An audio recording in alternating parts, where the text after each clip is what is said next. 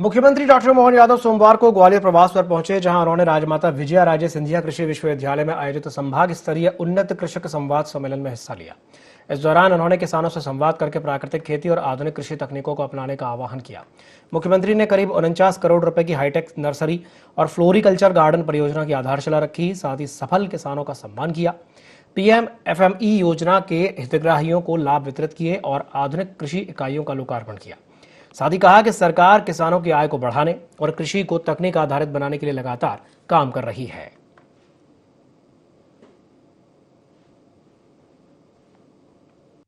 आमदनी केवल फसल से नहीं, फसल तो मिलेगी लेकिन फसल दो फसली भी होना चाहिए, तो दो फसल पे भी काम कर रहे हैं। और फसल के साथ उसकी दूध की आमदनी, जो दूध के साथ अभी मैं पीछे गया था आपके, बतख पाल रहे हैं, दूसरे बहुत सारे पक्षी पाल रहे हैं अलग अलग प्रकार से। तो ये जो हमारी आमदनी बढ़ाने के लिए प्राचीन समय से ही सिस्टम था, उसको और मजबूत कर रहे हैं। अभी अपने देश के अंदर मध्य प्रदेश का दूध उत्पादन में 12% योगदान है। कितना है? और अपन तीसरे नंबर पे है। हम कोशिश कर रहे हैं कि 5 साल के अंदर हम नंबर 1 पे 20% तक दूध उत्पादन करें। और ये जो आवारा गौ माता कहते हैं, गौ माता कोई माता कोई आवारा हो सकती है क्या?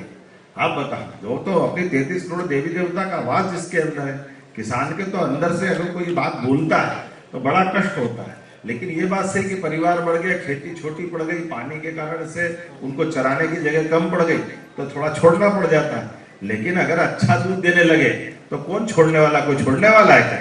तो हमने ये प्रयास किया कि कोई छोड़ने की जरूरत नहीं। और कोई बूढ़ी, थोड़ी सी बीमार, लाचार, तो नगर निगम की सारी खिड़क बंद करा दी। हमने कहा नगर निगम में खिड़क मतलब सजा, कारावास। तो कारावास सजा किसको होती है? अपराधी को। अब गौ माता अगर घर में बांधेगी और बाहर घूमे तो आवारा थोड़ी हो सकती है। इसलिए उनके लिए जो पैसा लगेगा सरकार देगी। इसलिए हमने सब कुछ जगह नगर पालिका से ये जो गौशाला चालू की, नगर निगम अपनी गौशाला चला। आज किसानों के साथ संवाद करने का मौका मुझे यहाँ ग्वालियर में मिला है। हमारा पूरा वर्ष किसान कल्याण वर्ष के नाते से मनाया जा रहा है। ऐसे में उन्नत किसान, पशुपालक, मत्स्य उत्पादक, सभी प्रकार के अलग अलग जैविक खेती, प्राकृतिक खेती, नैसर्गिक रूप से अपनी खेती को लाभ का आधार बनाने वाले, कई औषधि पौधे लगाने वाले, ऐसे कई लोगों के साथ ये आज यहाँ कृषि विश्वविद्यालय में संवाद का कार्यक्रम आयोजित किया गया। मुझे इस बात का संतोष भी है और उन्नत किसानों से उनके अनुभव साझा करने के लिए भी बताया।